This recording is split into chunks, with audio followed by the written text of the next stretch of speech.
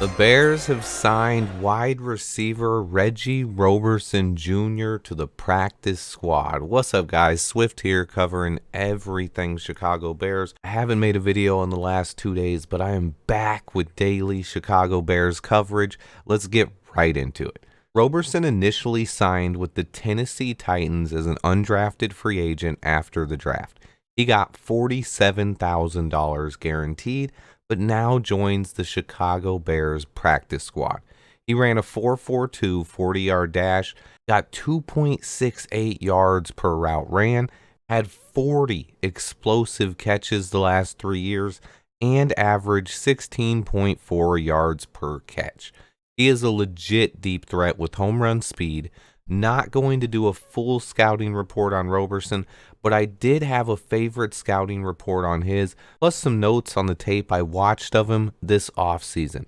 My favorite thing about Roberson are his knack for getting open and his sticky hands, both things that quarterbacks love. He is very fast and a really smart route runner who sets up defensive backs and can sell his fakes beautifully.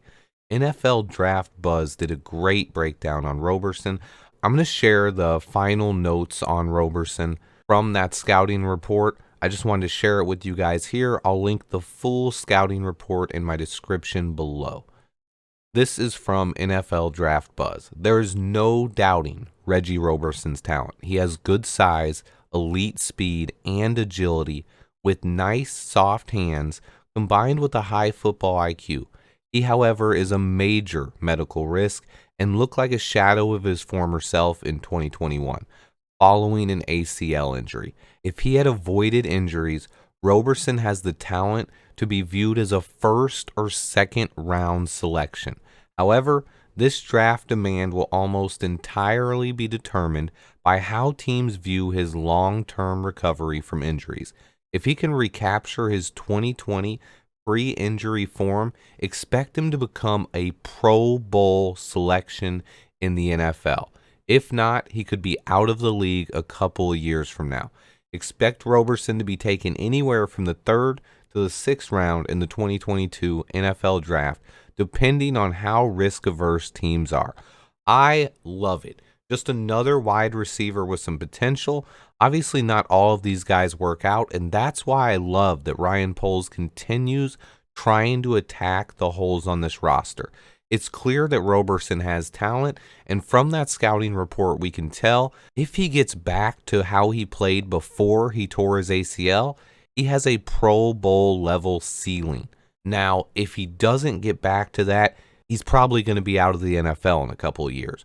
But why not take the chance? With N'Keal Harry, Velus Jones Jr., and Byron Pringle all missing a lot of time due to injuries, this receiver room that already had questions has not come up with any answers after 3 games. V12 should be making his debut soon. I saw ISM, Ihmir Smith-Marsette, finally get on the field and run some routes last week, and N'Keal Harry is also eligible to return after the Giants game. There are also rumors swirling around that the Bears are in the market for a wide receiver before the draft deadline. So it's not like Ryan Poles isn't aware of the weaknesses on his roster. He took shots on guys like Tajae Sharpe, Dante Pettis, Byron Pringle, N'Keal Harry, and Equanimeous St. Brown.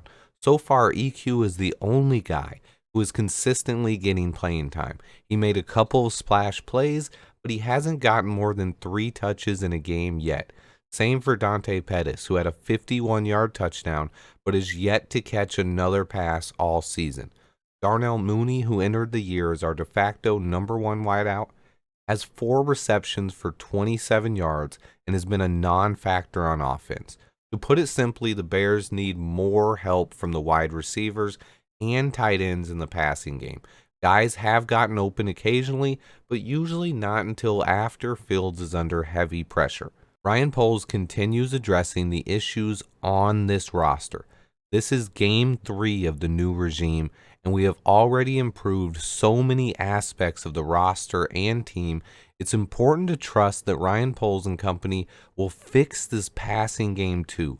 Just give them a little bit of time. Today he continued making moves by bringing in a rookie wide receiver with some upside. Not really a big needle mover, but Reggie Roberson Jr. does have a lot of talent. Welcome to Chicago, Reggie. Stay tuned. I'm breaking down all 22 film and have a few different videos on the way. Hit that like button for me, and until next time, bear down.